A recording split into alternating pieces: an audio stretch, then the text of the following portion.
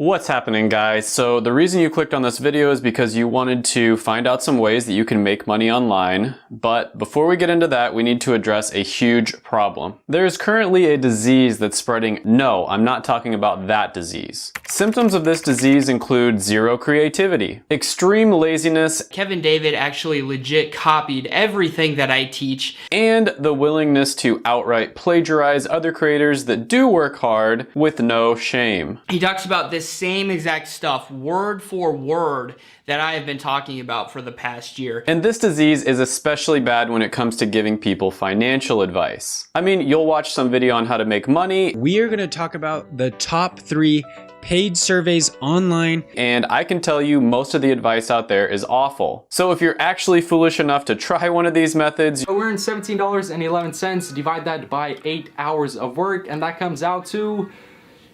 $2.13 per hour. you're probably going to be very disappointed. But don't worry, because I got you covered, fam. Over the years, I've tried a lot of the make money online stuff out there, and there are a few methods that do actually work. I started trying all sorts of different side hustles and small business ideas as a teenager, and there were a few methods that actually worked, even for somebody who didn't have any experience and was broke. It's so easy, a caveman could do it. The best method that I found made me nearly $100 an hour. And everything that I mentioned on this list is going to be either something that I've tried myself or close friends of mine have done. So it's not going to be some copy of something that you've already seen 100 times. So first on this list is going to be how to sell pictures of your feet. just kidding. I don't think anybody would want to buy something like that from me. But don't forget to smash the like button if you're into that sort of thing, or just smash it anyways because it helps the channel out a lot. Smash.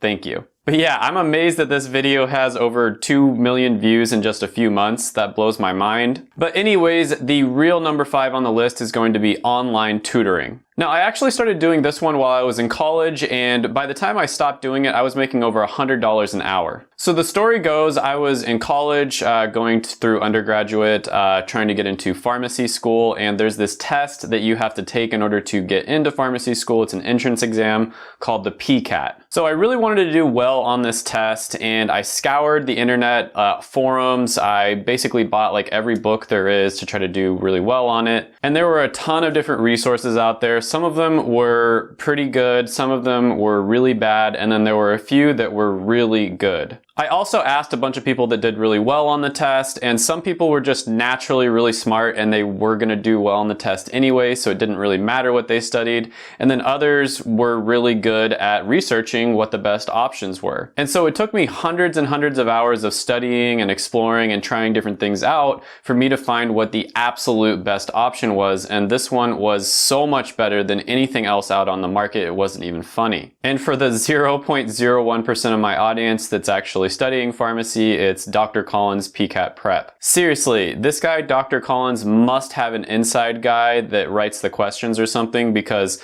the stuff he told us to study was exactly what was on the PCAT. It was crazy. It was almost like he wrote the test himself. So anyways, I'm not that smart. I'm not one of those students that just naturally does really well on their tests and it really doesn't matter what they study. So I was able to do pretty well on this test because of the fact that I was able to find that really good resource. And so a lot of my friends wanted to know how I did so well on the test, and I shared my secrets with them. After a while, they started telling their friends about it, and it sort of just like spread through all the people who were taking pharmacy in undergrad at the University of Kansas. And so I started charging like $50 an hour or so because so many different people wanted to know how I did so well on the test. Now keep in mind, at this point I had done zero marketing. It was all word of mouth, and people were coming to me wanting to pay me just to tell them which resources to buy and basically how to go about studying for the test. So I started off by charging around $50 an hour, and eventually it got up to the point where I was charging around $150 an hour. And this was a win-win for both parties involved, because I was saving them hundreds of hours of time that they would have wasted studying and trying different resources that weren't nearly as good,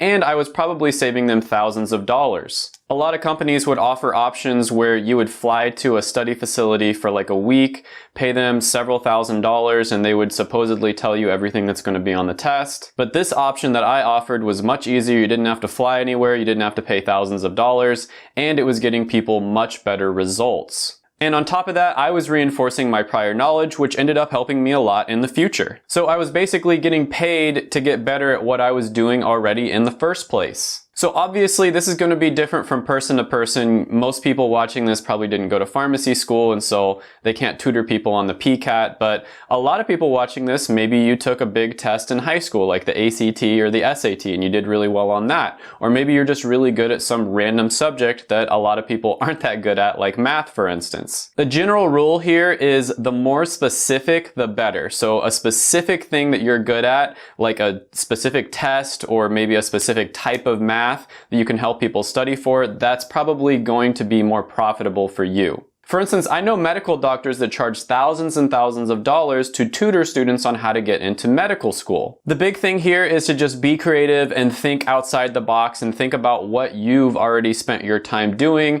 and how you could save people a lot of time if they were to just pay you some money in order for you to tell them what the best resources are or how to study for a test. Now, there's a ton of different ways that you can advertise your tutoring services. Really good would be, Facebook Marketplace, Craigslist, online forums are really good as well. You can also join different groups. Like for instance, I joined the Undergrad Pharmacy Society at my school, the University of Kansas. A lot of the time there'll be Facebook groups that are completely dedicated to that subject as well. So you just want to join those groups and just start offering really valuable insights, and people will probably just start naturally reaching out to you. If you want to be a little more aggressive, maybe at the end of a post where you just offer some, valuable insights, you could say, I am offering one-on-one tutoring if you want to reach out to me. You don't want to be too braggy or selly or anything like that, or you might end up getting kicked out of the group. Now, the one downside to this one is it does take up a lot of your time when you're meeting up with people one-on-one, but later on in the video, I'm going to show you how you can basically turn any of these methods a little bit more passive,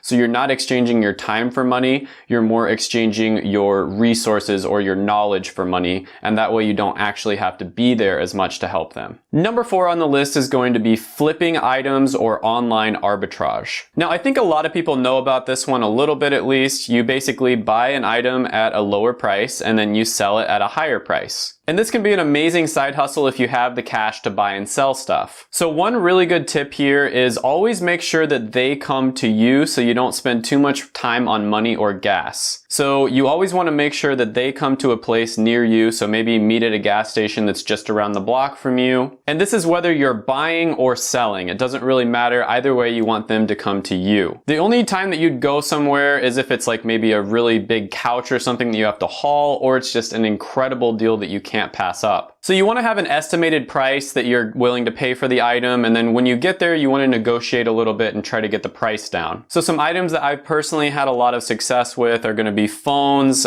game consoles, laptops, different like accessories like iPods, for instance. Perfume and cologne is a really good one as well. And then video games as well. You can also do this on eBay as well. An item that I saw selling really well on eBay, for instance, was different buttons on a keyboard. So people would just go out and buy a bunch of different keyboards, and then they'd sell the individual buttons on eBay for like $3 each. The trick here is to just be creative and try to think of different things that people are searching for and wanting to buy online. And you want to avoid items that are in a really competitive niche, like something that a big company would be selling, for instance. You want to totally avoid those sorts of items because there's just no way you can compete with a big company. People do this with cars all the time as well. They'll buy like a broken down car and then they'll sell each individual part on eBay or online for much more than what the whole car is worth. And if you're not self-quarantining and you're willing to leave the house, you can also go out to garage sales or go thrifting. Anyways, you can find amazing items at garage sales for pennies on the dollar. Antiques and collectibles can be really great for making money. Furniture can be really great too if you have the room to store it, because a lot of the times when students move out, they'll just leave their furniture on their lawn. There are a ton of options here, and ever since I got my first vehicle when I was about 16 years old, I started doing this, and I've been making really good money doing it basically ever since then. And it's kind of hard to say how much you make per hour because it's kind of here and there, but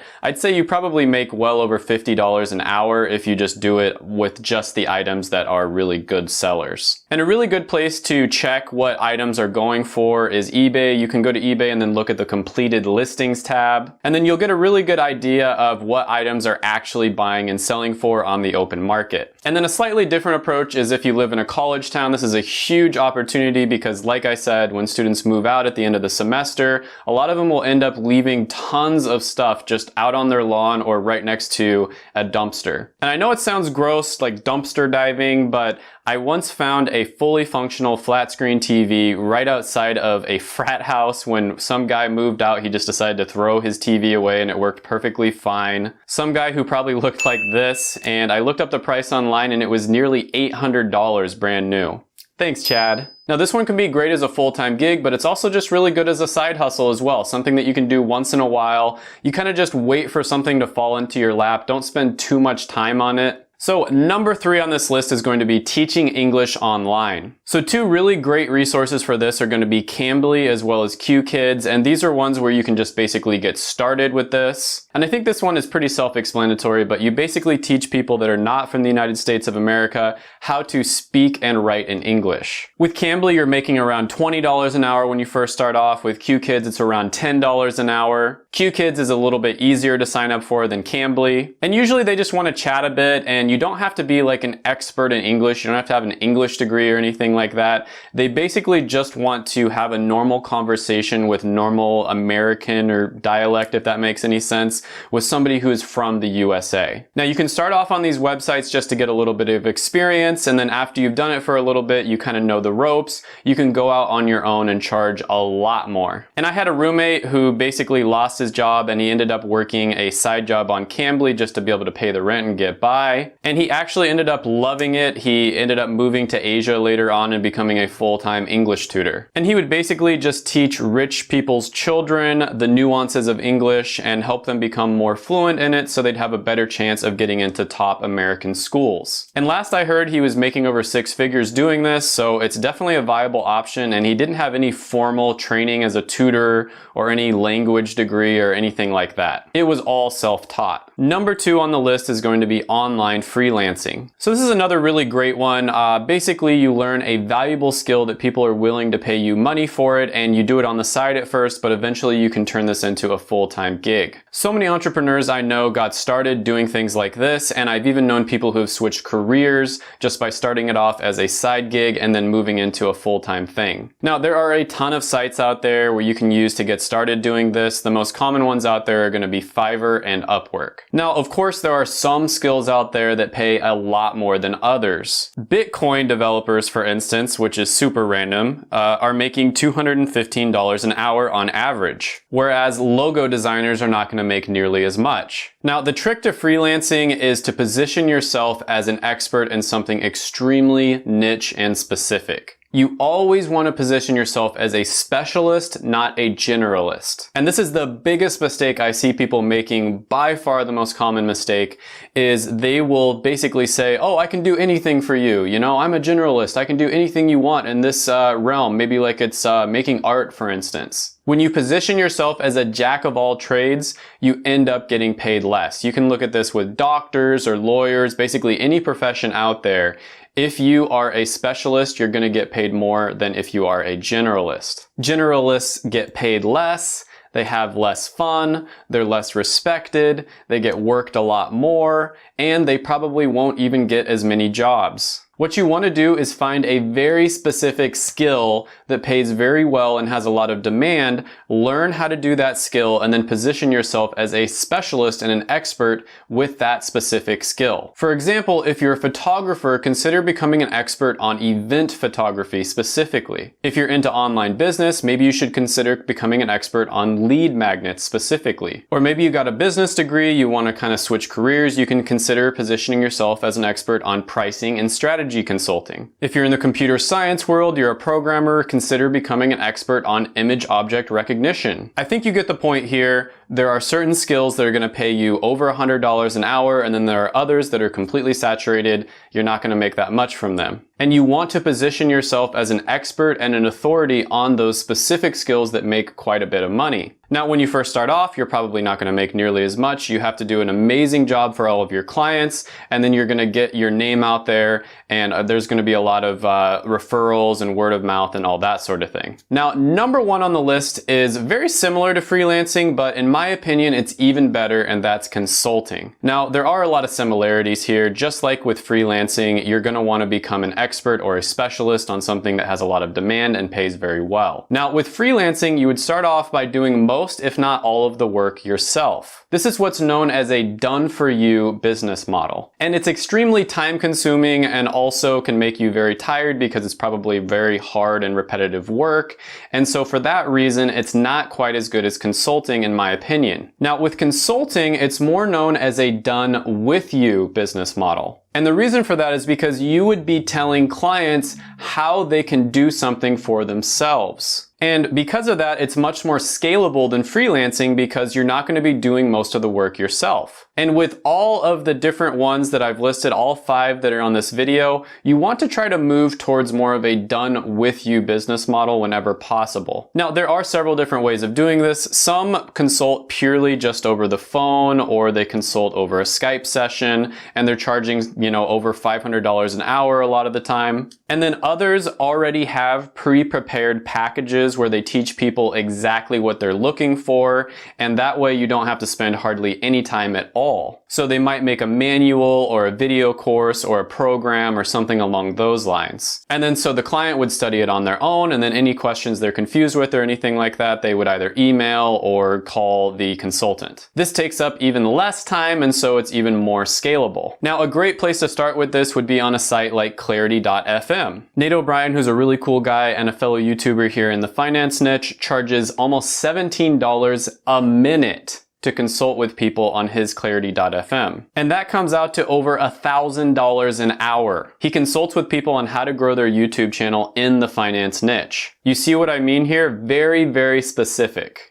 If he was just consulting with people on how to grow their YouTube channel in general, there's no way he could charge $17 a minute. I've paid several consultants before and I've never had a bad experience. It's been worth every penny. I've also done consulting myself and I plan on doing it a lot more in the future. Now, all of the methods that I mentioned can be scaled by either hiring somebody else to do some of the work for you or by pre-packaging things like I talked about before. You always want to be focused on how you can move towards a done-with-you business model rather than a done-for-you business model. And I highly recommend once you get some experience to do this as much as possible because then you can buy yourself time and freedom. Make sure to watch my videos right here. I made them just for you. Go ahead, smash the like button, hit the subscribe button, ring the little notification bell, and then comment down below any ideas you have on the video or any other videos that I should do. Thank you so much for watching and bye for now.